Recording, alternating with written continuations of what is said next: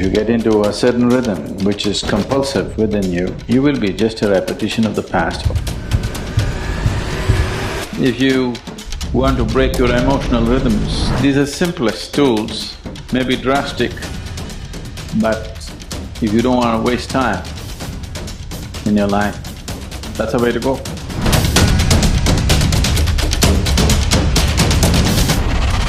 When it comes to the innermost core,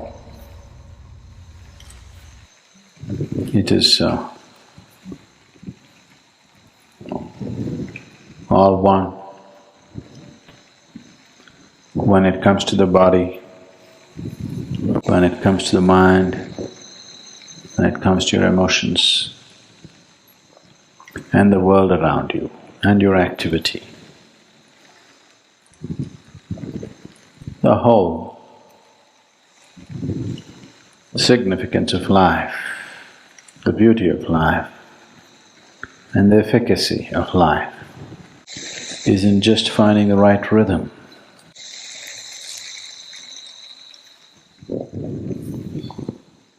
What is your rhythm?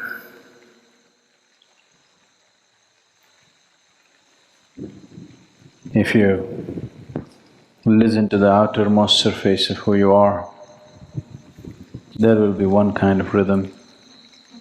If you delve a little deeper, there will be another kind of rhythm. There is a very surface rhythm which will find expression in very fundamental needs and compulsions of who you are. If you watch yourself a little more closely, you will see there is a psychological rhythm which need not necessarily match with the needs and compulsions which drive you on a daily basis.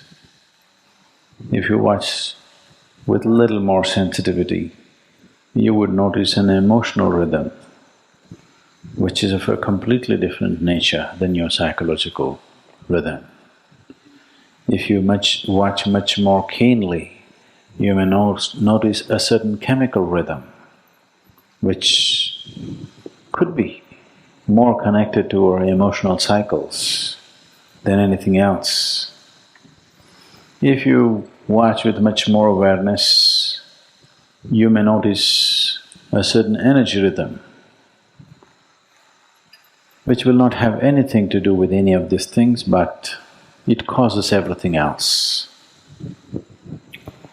But if you look deep enough, there is no rhythm, it's utter stillness.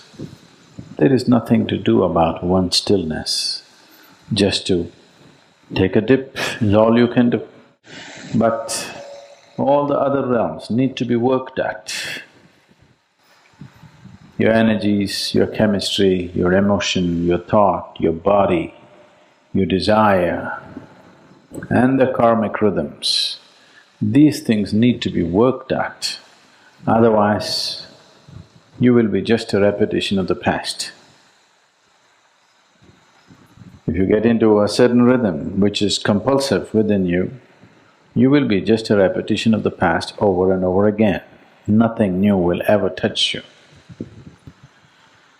So to find the rhythm and consciously to change the rhythm, to make the rhythm more profound, more complex or more simple, above all, to be able to consciously change the rhythm, not to be like a broken record, that you go on singing the same rhythm all the time, all the time, all the time. At the age of 60, somebody comes to me yesterday and says, my husband is not paying enough attention to me. I said, you must be glad. If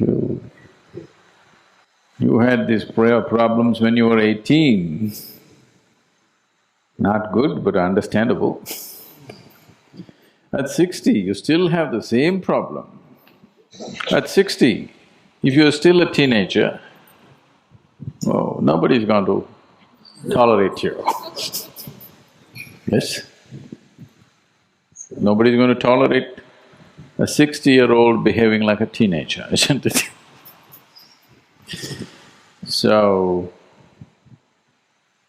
if you do not learn to consciously change the rhythm of body, mind, emotion, chemistry and energy, you will become like a broken record, simply repeating the same things over and over again. The easiest way or the simplest way to break the rhythms which are compulsive within you is to start doing things that you don't like. You would like to start the morning with a chocolate, but here you start with a neem ball. Just what you don't like.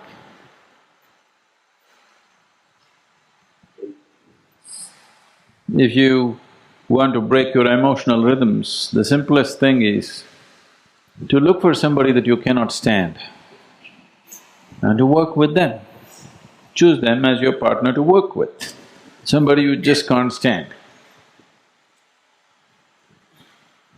These are simplest tools, maybe drastic, but if you don't want to waste time in your life, that's the way to go. To just get up in the morning and do what you don't like. And after some time, you will see your likes and dislikes are essentially your making. They are not some God-given laws as to what you should like and what you should dislike. It's got nothing to do with the object of your like or the object of your dislike.